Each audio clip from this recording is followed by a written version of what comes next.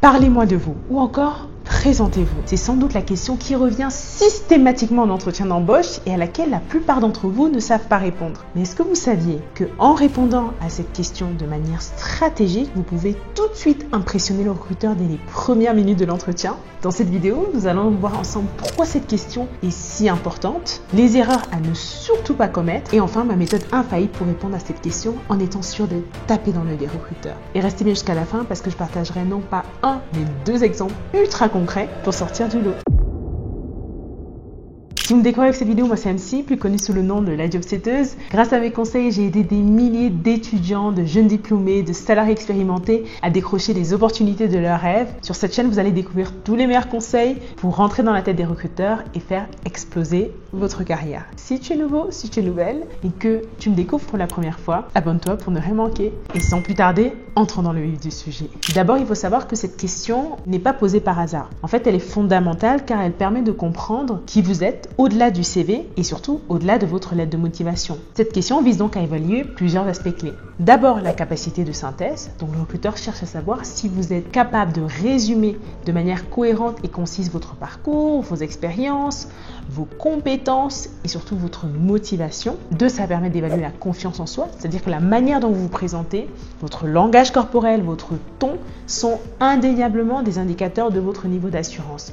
Donc plus vous allez les ancrer, plus ils seront affirmés, mieux ce sera. Troisièmement, l'alignement avec le poste. Et cette question permet notamment de voir comment vous reliez votre parcours et vos expériences professionnelles au poste proposé. Il faut savoir que de nombreuses études de psychologie du travail ont été faites sur le sujet, et notamment celles menées par Dr Robert Cialdini, qui ont prouvé que les premières impressions sont formées dans les 30 premières secondes d'une interaction. Comme vous vous en doutez, cette question est donc l'occasion de créer cette première bonne impression. Mais ce n'est pas tout. Une étude publiée dans le Journal of Applied Psychology a montré que les premières impressions formées lors des premières minutes de l'entretien peuvent avoir un impact disproportionné sur l'évaluation globale du candidat de la part des recruteurs. Donc ça veut dire que si un candidat commence fort avec une réponse bien structurée, engageante, claire et surtout ultra confiante, il est probable donc que le recruteur se montre davantage favorable tout au long de l'entretien. Et donc l'inverse est également vrai. Ça veut dire que si vous manquez de confiance, si votre approche n'est pas convaincante, ça va impacter la suite.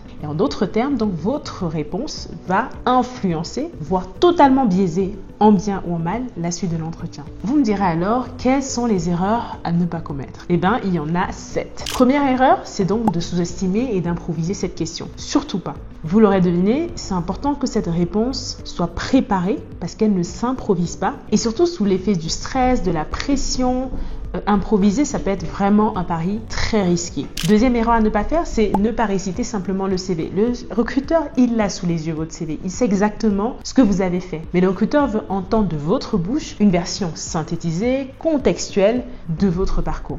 Troisième erreur, c'est de ne pas être trop vague. Donc, évitez les réponses trop générales, trop déconnectées du poste et surtout trop scolaires en fait. Soyez spécifique, pertinent, parce que ce qui intéresse le recruteur, c'est avant tout ce que vous allez pouvoir apporter à son entreprise. Quatrième erreur, c'est de ne pas se concentrer sur l'aspect personnel. Le recruteur veut bien évidemment apprendre à vous connaître, mais rester centré sur votre parcours professionnel, vos compétences et surtout comment elles correspondent au poste. Ça ne veut pas dire que vous ne pouvez pas inclure des éléments personnels, ça veut simplement dire que vous devez les mettre, quand c'est le cas, en lien avec le poste. Cinquième erreur, être trop modeste ou trop arrogant. C'est bien important, effectivement, comme je l'ai dit en amont, de montrer une certaine confiance en soi. Mais c'est vrai qu'il faut effectivement trouver le juste milieu entre le fait de montrer ses compétences et le fait de rester humble. Et ça, ce n'est pas facile, mais vous devez parvenir à le faire. Sixième erreur, ne pas montrer de l'enthousiasme. Votre ton, votre langage corporel compte autant que vos mots. Et donc, il faut absolument que vous puissiez montrer au recruteur ce pourquoi vous postulez vous fait vibrer.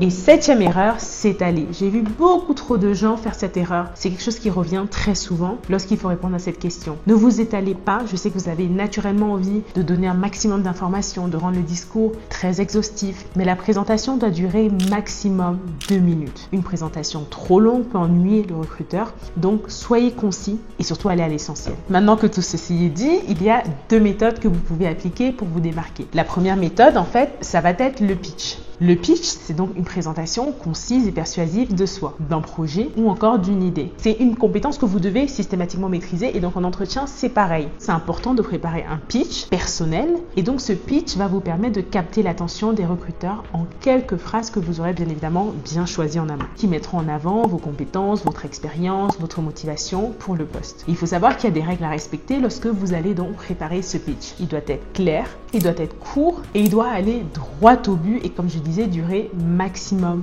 2 minutes. Donc bien qu'il y ait un fil rouge générique, c'est très important que vous puissiez l'adapter à l'audience. C'est-à-dire que d'un poste à un autre, vous allez légèrement changer des éléments au niveau de votre pitch. Et donc, c'est très important aussi parce que c'est ce pitch qui va vous permettre de laisser une trace émotionnelle forte et de montrer que vous êtes authentique. Donc, il faut le répéter, il faut le connaître par cœur pour qu'il soit fluide et qu'il soit dit naturellement et sans hésitation. Mais vous devez quand même laisser cet aspect naturel. Donc, laissez croire au recruteur que vous êtes presque en train d'improviser. Deuxième méthode à appliquer et qui est peu connue, c'est la méthode présent, passé, futur. Elle va se situer en 3 temps. Donc au présent, vous allez parler de vos situations actuelles, ce que vous faites aujourd'hui. Ensuite, en deuxième temps, vous allez parler donc de vos réalisations précédentes, ce que vous avez accompli par le passé, vos anciens jobs, etc. Et dans la troisième partie, vous allez parler du futur, le lien avec ce poste. C'est-à-dire comment vous vous projetez par rapport au poste et donc naturellement, pourquoi vous avez candidaté pour ce poste en lien avec peut-être votre projet professionnel. Le plus important, quelle que soit la méthode, c'est de raconter votre histoire. Donc une histoire qui connecte vos expériences, qui connecte vos motivations avec le poste que vous ciblez et surtout qui vous connecte avec le recruteur. Et ça, c'est très important.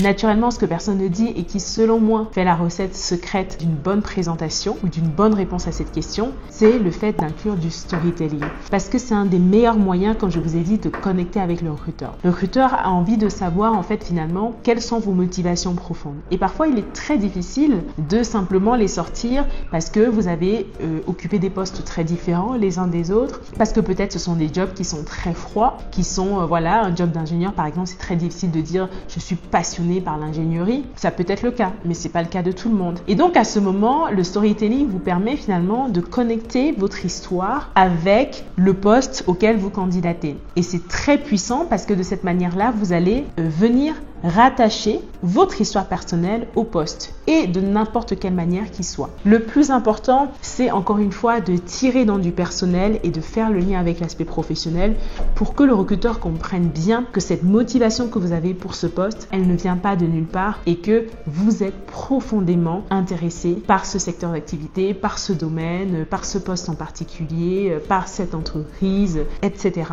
Maintenant que nous avons posé le cadre et que vous avez compris ce qui est important lorsqu'on répond à cette question, ainsi que les erreurs à ne pas commettre, voici 2 exemples concrets dont vous allez pouvoir vous inspirer. Premier exemple, donc disons que vous êtes un profil junior, jeune diplômé, en recherche d'emploi. Voici ce que vous pouvez dire. Bonjour, je m'appelle MC et en mai dernier, j'ai été diplômée d'un Master 2 en finance et comptabilité de l'école de commerce X. Lors de mon stage de fin d'études au sein du cabinet d'expertise comptable Y, j'ai eu l'opportunité d'accompagner une PME dans le secteur du textile. Au cours de cette expérience, j'ai réalisé 3 projets clés. Tout cela m'a permis de développer non seulement des compétences techniques, mais aussi de renforcer ma rigueur et mon esprit critique. Des qualités qui sont particulièrement utiles dans le domaine de l'audit. Je souhaite désormais débuter ma carrière en tant qu'auditeur financier au sein de votre entreprise, que j'admire notamment pour son excellence opérationnelle et son innovation. Je suis particulièrement intéressée par la diversité des missions, la richesse des parcours professionnels que vous offrez, ce qui correspond encore une fois à mes aspirations professionnelles et c'est donc la raison qui m'amène à me présenter devant vous aujourd'hui. Deuxième exemple que vous pouvez suivre.